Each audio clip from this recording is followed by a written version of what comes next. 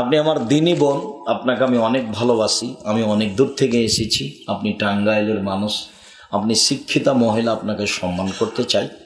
আপনি সম্মানী হন, এটা আমি কামনা করি। যদি আল্লাহ রসুল বলেছেন মহিলারা শয়তানের বেশ ধরে আসে, শয়তানের বেশ ধরে যায়। যদি আপনি আপনার দেবরের মোটর সাইকেলে এসে থাকেন তাহলে কি হয়েছে? যদি আপনি আরো 4-5 জন মিলে দেবর ভাসুর সহ হুড়াহুড়ি করে এসে থাকেন তাহলে কি হয়েছে? যদি আপনার গায়ে ছোট ব্লাউজ থাকে, হাত টাত সবকিছু দেখা যাচ্ছে, এগুলো কি ফ্রি? তাহলে আপনি বলেন কেমন? আস্তাগফিরুল্লাহ ওয়া আতুবু ইলাইহি। আপনাকে আমি আয়েশার মতো মনে করি, আপনাকে আমি কষ্ট দিতে আসিনি। আল্লাহ রাসূল বলেছেন যে মহিলারা শয়তানের বেশ ধরে আসে, শয়তানের বেশ ধরে যায়। তাহলে খাদিজাও তো মহিলা, আয়েশা তো মহিলা।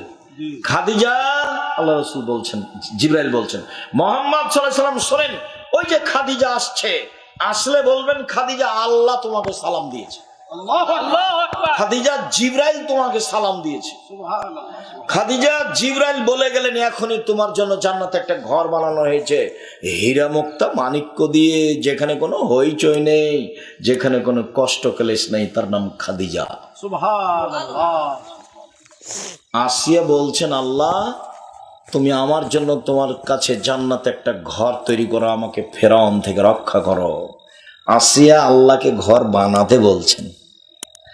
আর বুখারী মুসলিমের হাদিসে এসেছে জিবরাইল এসে বলছেন আমাদের নবী, ওই যে খাদিজা আসলে বলবেন যে খাদিজা তোমাকে আল্লাহ সালাম দিয়েছে। দেখেন তো কথাকার কথা কোথায় গেল। বলে দিবেন খাদিজা জিবরাইল তোমাকে সালাম দিয়েছে। খাদিজা তোমার জন্য জান্নাতে একটা ঘর বানানো হয়েছে হীরা মুক্তা মাণিক্য দিয়ে। আপনাকে আমি এরকম দিনী বোন চাচ্ছি, দিনী বোন আপনাকে আমি চাচ্ছি সারার মতো। কেন? ওই যে সারা যখনই ঘরে ঢুকেছে তখনই স্বৈরাচারী শাসক তাকে ধরার জন্য দাঁড়িয়েছে, তখন সারা বলছেন এই থামেন, আগে অজু হবে, 2 রাকাত সালাত হবে, তারপরে কোনো কথা। সারা অজু করলেন, 2 রাকাত সালাত আদায় করলেন, তারপরে বলছেন আল্লাহ আমি যদি তোমাকে আল্লাহ বলে বিশ্বাস করে থাকি, আমি যদি ইব্রাহিমকে নবী বলে বিশ্বাস করে থাকি, আমি যদি আমার জিন্দেগিতে আমার লজ্জা স্থান নামের স্বামী ছাড়া কাউকে ব্যবহার করতে না দিয়ে থাকি, আমি যদি কোনোদিন জেনা না করে থাকি, তাহলে এই নির্জনে স্বৈরাচারী শাসক যেন আমার গায়ে হাত লাগাতে না পারে। কথা শেষই হয়নি, অজ্ঞান হয়ে পড়ে গেছে। আল্লাহু আকবার। আমি আপনাকে আমার এই সারার মতো চাচ্ছি, আপনি আমার দিনী বোন। শয়তানের বেশে আসেন আপনি, শয়তানের বেশে আপনি যান, এটা চাইনি। তবে এরকম কিছু হলে আপনার চাল চলন যে শয়তানের চাল চলন, এটা আর বলতে অবকাশ থাকে না, দেরি হয় না, এটাই ঠিক। 2, হালাল রুজি যে কোনো মূল্যে। রুজি উপার্জনের পথ কয়টা? 4টা। সবচেয়ে ভালো কোনটা? ব্যবসা। আমি চকলেটের ব্যবসা করতে বলিনি, আমি চকলেটের ব্যবসা বলেছি যে কম পয়সার।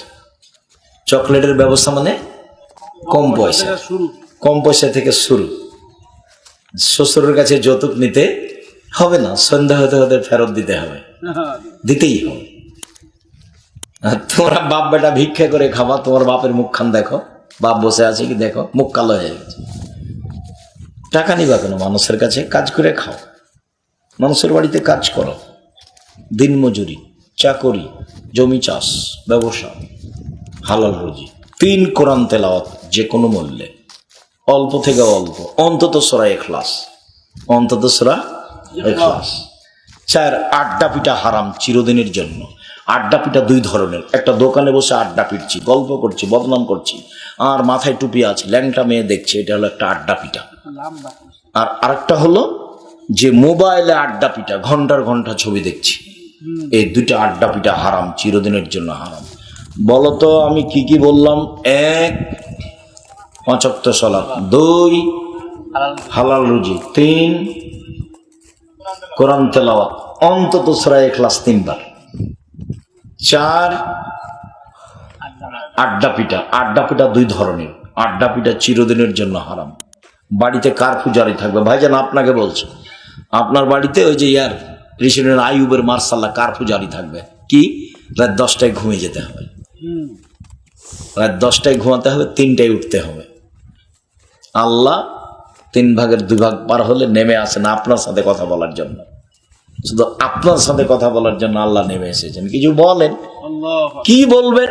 বলেন ঢাকা একটা বাড়ি করে দাও, বলেন না, কি সমস্যা আছে? একটা ভ্যান করে দাও, আমার ছেলেকে বড় করে দাও, যেটা ইচ্ছে সেটাই বলেন। শোনার জন্য আসেন নেমে। তা আপনি যদি 2টায় ঘুমান তাহলে কখন উঠবেন? সকালে উঠবেন, মুখখান ভ্যাংচা ভ্যাংচা থাকবে, মনে হচ্ছে যে শয়তান মুখে পেশাব করে দিয়েছে, কানে পেশাব করে দিয়েছে। সম্মানিত দিনী ভাই বোন, এই কয়েকটা কথা